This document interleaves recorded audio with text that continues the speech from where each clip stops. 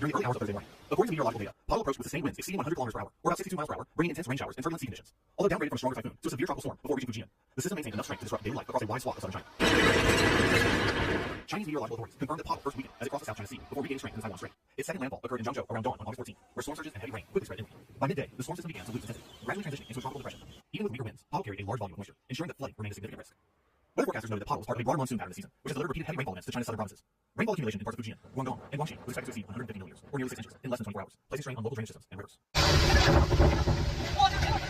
The provinces of Fujian, Guangdong, Guangxi, Hunan, and Guizhou all reported varying degrees of impact. Coastal towns in Fujian saw flooding in low-lying streets, with emergency crews dispatched to reinforce seawalls and drainage channels. In Guangdong and Guangxi, authorities issued warnings for mountain communities vulnerable to landslides, particularly after several weeks of continuous rainfall. Inland provinces such as Hunan and Guizhou also faced widespread downpours, disrupting agriculture and threatening crops already weakened by previous storms.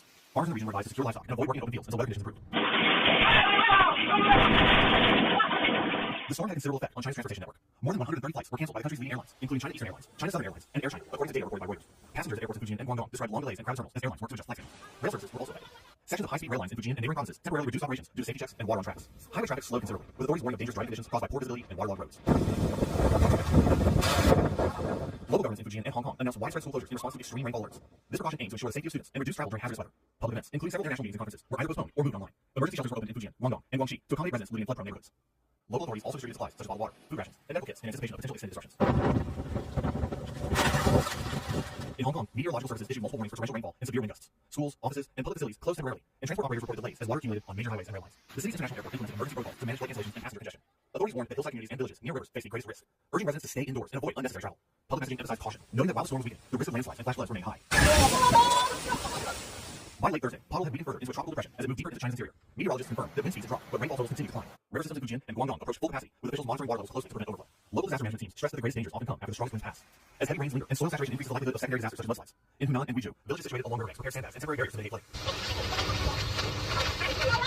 The Chinese government called on provincial leaders to maintain a high level of readiness until the storm system fully dissipates. Emergency response units were dispatched to vulnerable districts, and the Ministry of Transport issued a statement urging travelers to avoid non-essential journeys until conditions stabilize. Meanwhile, meteorological authorities confirmed that Paul marked another reminder of the importance of preparedness during the peak of Pacific typhoon season. They encouraged citizens to remain attentive to forecasts as additional storms form in the weeks ahead. Typhoon Paul's second landfall in Zhengzhou, Fujian, delivered high winds, heavy rains, and significant destruction across southern China. While the storm is now weakened to a tropical depression, its lingering effects continue to affect commuters through flood risks, transportation disruptions, and school closures. The provinces of Fujian, Guangdong, Guangxi, Hunan, and Guizhou remain on alert as local governments manage the aftermath. With over 130 flights canceled, numerous schools shut down, and emergency shelters established, Paul's impact has been felt across both coastal and inland regions. Authorities stress that while the immediate danger from wind has lessened, the hazards associated with flooding and landslides persist. Communities are urged to stay vigilant, follow official guidance, and prioritize safety until weather conditions fully improve.